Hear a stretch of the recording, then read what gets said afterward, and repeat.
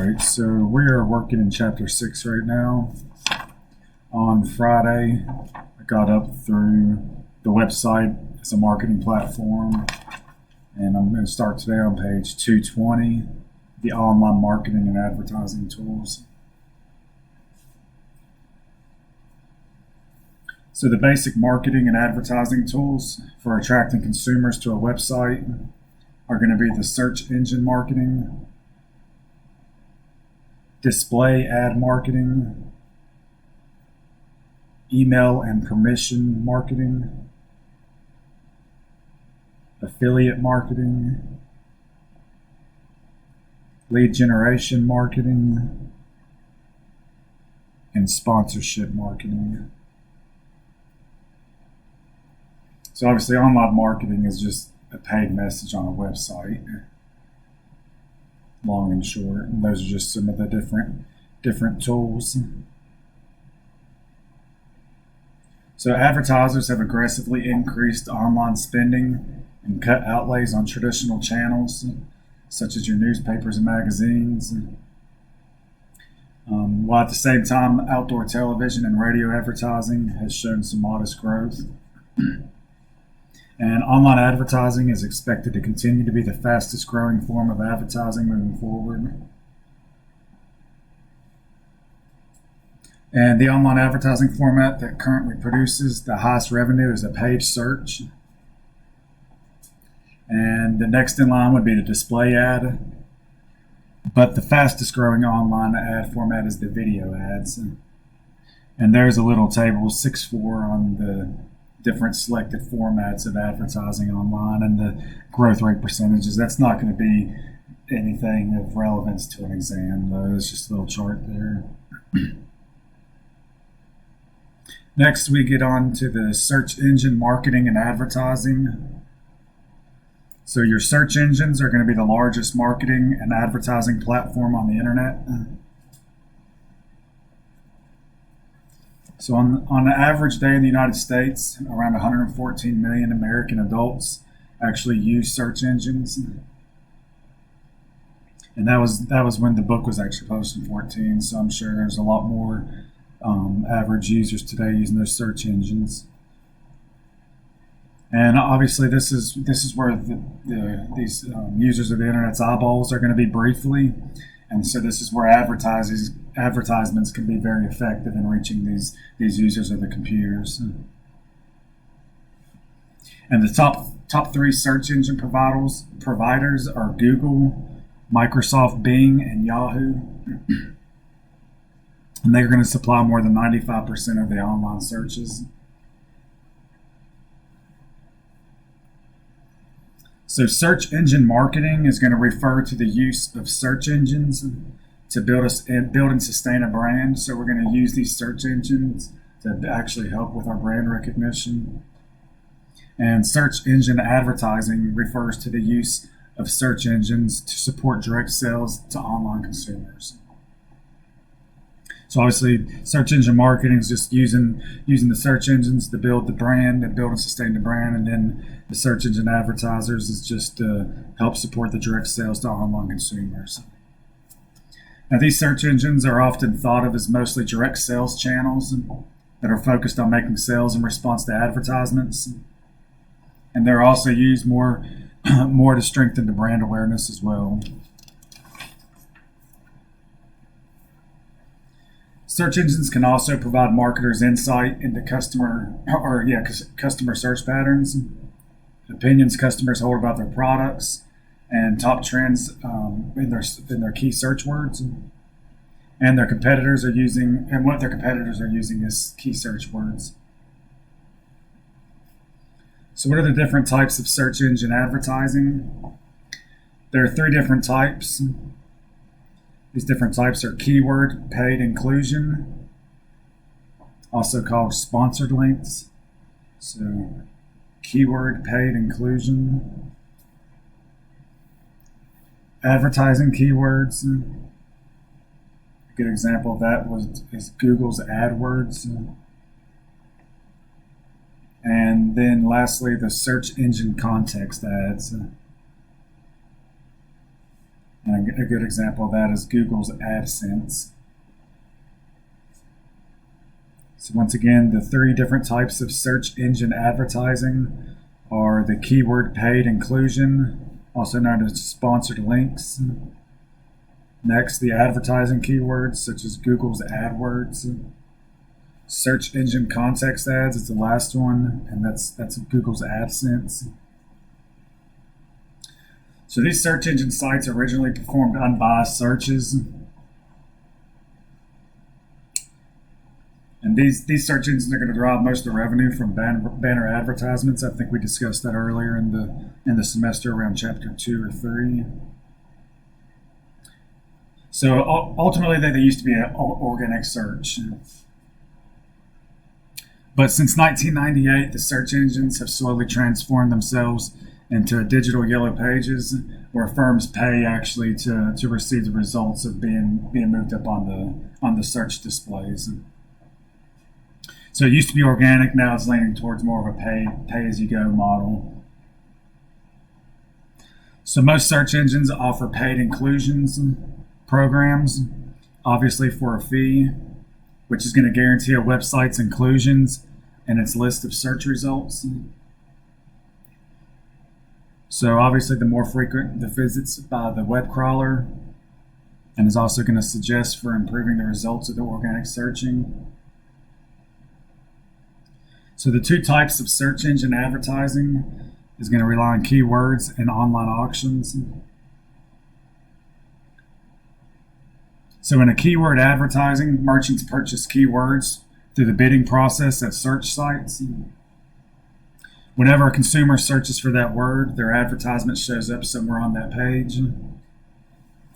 And the more merchants pay, the higher the rank and greater visibility their ads on the page, which makes sense, obviously. The more you pay, the more you're going to receive. And also, some search engines rate the ads in terms of their popularity rather than the money paid. So a lot of it just depends on how popular it is as well. And the revenue from the resulting clicks is split between the search engine and the site publisher. It's usually about a 50-50, but usually obviously the site publisher is going to receive more of that revenue. And search engine advertising is nearly an ideal targeted market technique. And the reason being so is because the moment the consumer is looking for that item, then one of those ads pops up with exactly what you're looking for. So consumers are going to benefit from search engine advertising because ads for merchants appear only when consumers are looking for that specific product. And there are no pop-ups or other irrelevant communications that the consumer is going to ultimately have to deal with.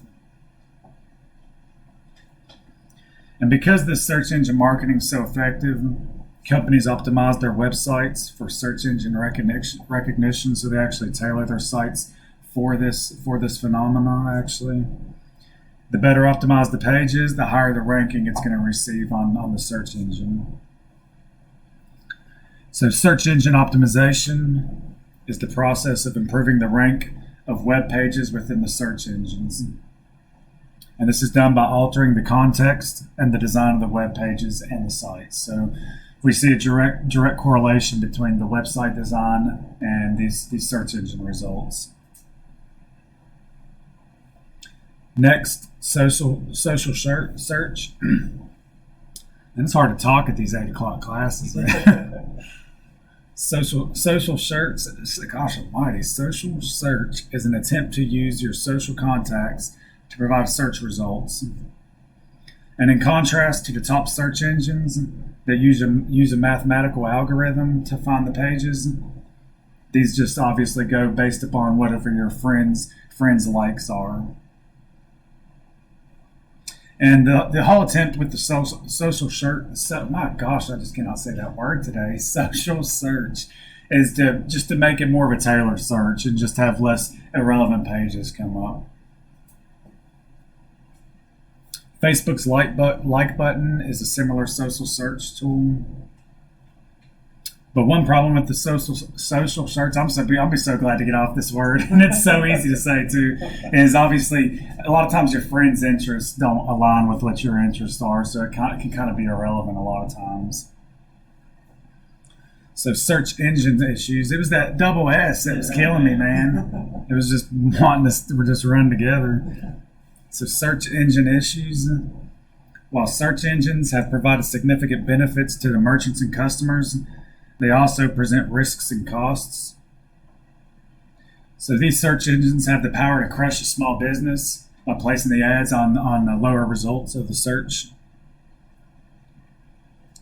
So practices that degrade the results and usefulness of search engines are going to include link farms, content farms, and click fraud.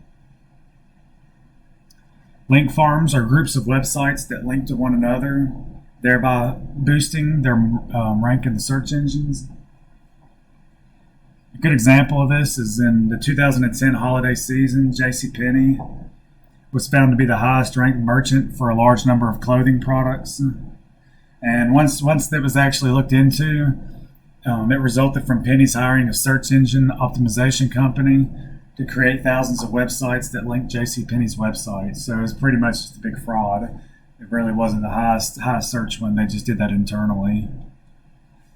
So the content farms, the next ones, these are companies that generate large volumes of textual content for multiple websites designed to attract viewers and search engines. So pretty much the content farms, just large volumes of textual content trying to attract viewers and search engines. And this content is typically not original, but is artificially copied or summarized from a legitimate content site. So these content farms are just copying this data from other sites. And the last one here of the way to degrade the results and usefulness of the search engines is click fraud. And this occurs when a competitor clicks on search engine results and ads, and then ultimately the advertiser has to pay for these clicks, even though it wasn't rightfully clicked on. And obviously, click frauds can quickly run up bills for merchants and for advertisers, where obviously the more they get clicked on, the higher sales can be. Kind of gives us some good ideas here. Get us a little thing going, just click away, right? No, I know it's terrible. That's what I was thinking when I was reading it, man. That's just almost seems too easy, you know. Just sit there waiting. Well, you quit that clicking. I can't. I'm making money. Display ad marketing is next. Display ads are the second largest form of online marketing and advertising. This market is highly concentrated. And your top display ad companies are going to be Google, Yahoo, Microsoft, Facebook, and AOL. And these companies are going to account for about 50% of U.S. display ad revenue. Display ads consist of 4 different kinds of ads: banner ads, rich media ads, sponsorships, and video ads. Once again, it's banner ads, rich media ads, sponsorships, and video ads.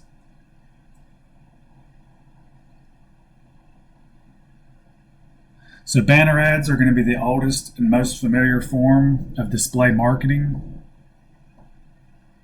They're also the least effective and lowest costing ones as well. So banner ads are the oldest, most familiar ones, but also the lowest cost and the least effective.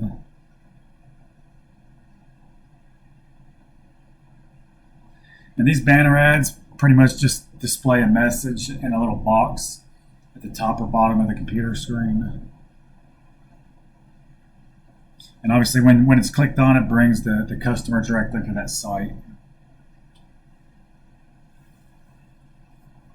So rich media ads are ads that employ animation, sound, and interactivity using Flash, HTML5, Java, and JavaScript.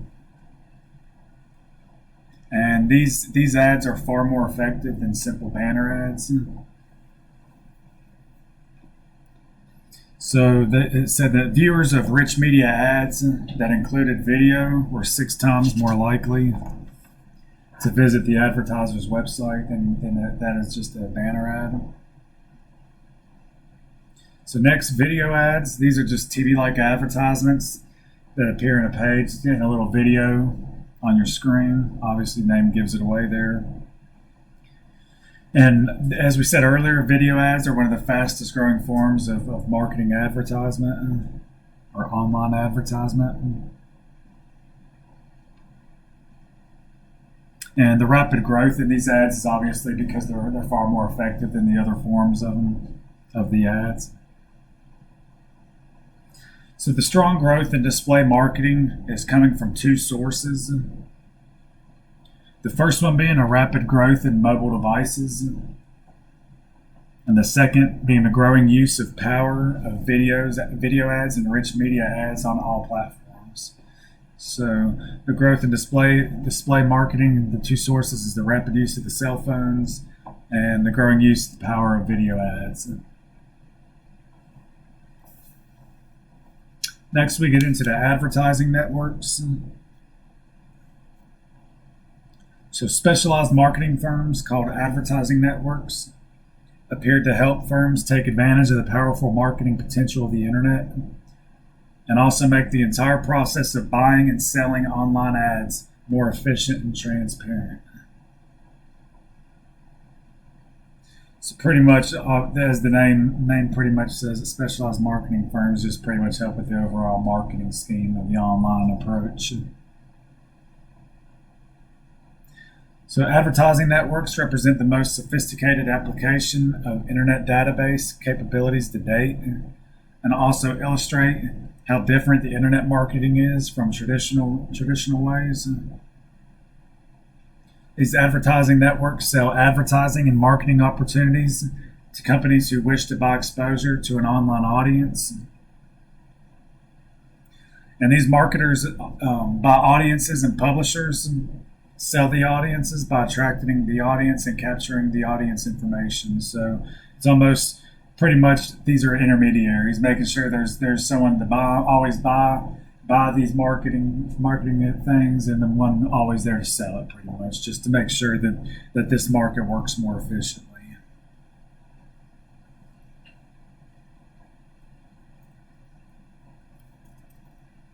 So that's pretty much the main thing here with these advertising networks. The main thing to know there is it just acts as an intermediary, making it more efficient. Advertising exchanges and real-time bidding. So ad exchanges creates a market where many ad networks sell ad space to marketers, which makes sense. Usually, as we think of exchanges, we think of like the New York Stock Exchange or something. Obviously, it's just a platform where people can come and buy and sell stocks. So obviously, on the ad exchanges here, it's the same thing. It's just an exchange to just be able to sell these different marketing, these ad spaces to these marketers. Real-time bidding process, known as RTB, is where online auctions, which contain advertisers, which bid for audience slots. And ad exchanges offer tremendous global scale and efficiency. About 60% of display ads are now placed through ad exchanges.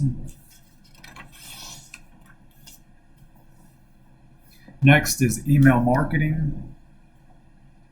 So email marketing still carries a punch and still is used today, mostly because it's just cheap and it's just a known source of advertising. People are familiar with it. Although it is still used today a little bit for this advertising, it's considered to be slowing down at a pretty significant rate.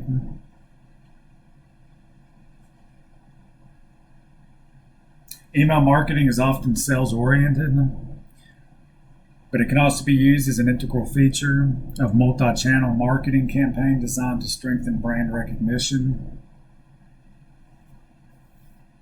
And obviously today it's not respected as much as it was because of spam. Everyone knows what spam is, just the junk email that you get from all these solicitors. So pretty much just in general, email works well with maintaining customer relationships instead of building new ones.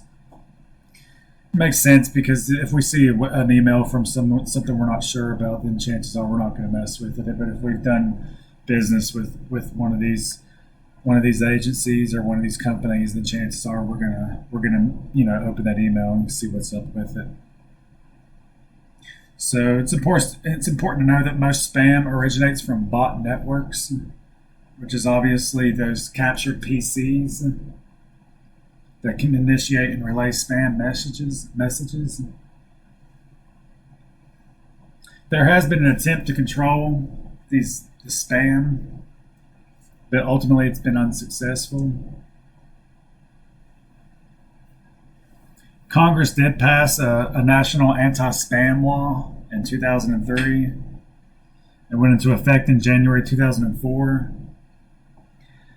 This is a pretty interesting act because it actually does not prohibit unsolicited email, but instead it just requires unsolicited commercial email messages to be labeled.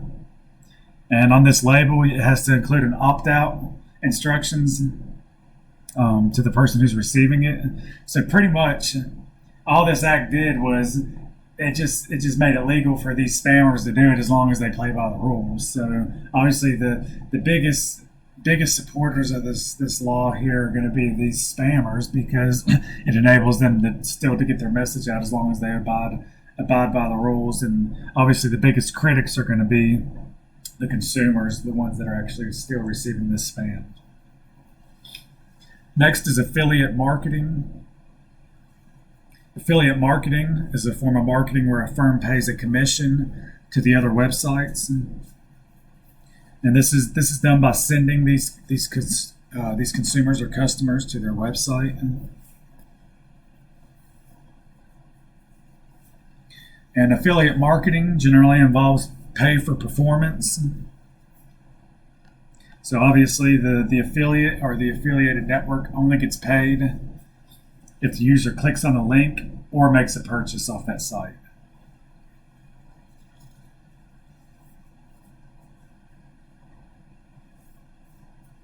And they either pay them a fee based upon them clicking them and referring them to that site, or a percentage of the sale, either one. And Amazon's a good example of this. They have a strong affiliate program. Obviously, where these associates send them to their site, and then the way they do it is they base a percentage of whatever the sale is, and just remit that to these affiliate sites. And it says they receive actually up to 15% of the sales. And it's good to know that usually these larger companies like Amazon usually affiliate or use these programs in-house, do them themselves, whereas smaller companies usually have a company do it for them.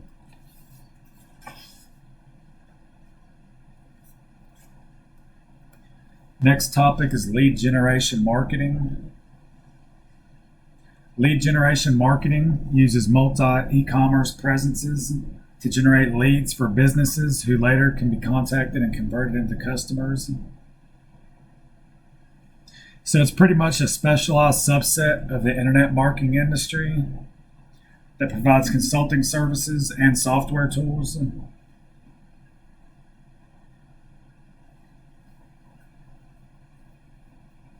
Next is sponsorship marketing. So a sponsorship is a paid effort to tie an advertiser's name to a particular information, an event, or a venue in a way that ultimately reinforces the brand. So I think we all know what sponsorships are. It's typically more about branding than immediate sales. Social media sponsorships, in which marketers pay for mentions in social media such as blogs, tweets, or in online video, have also become a popular tactic. And this really, I know we're early here. I really don't want to move any farther than this today because I'd like this chapter to get us through the week here. So we'll pick back up on Wednesday on the social marketing and advertising. Are you cool with everything where we're at so far in this class? Oh yeah. All right, cool deal.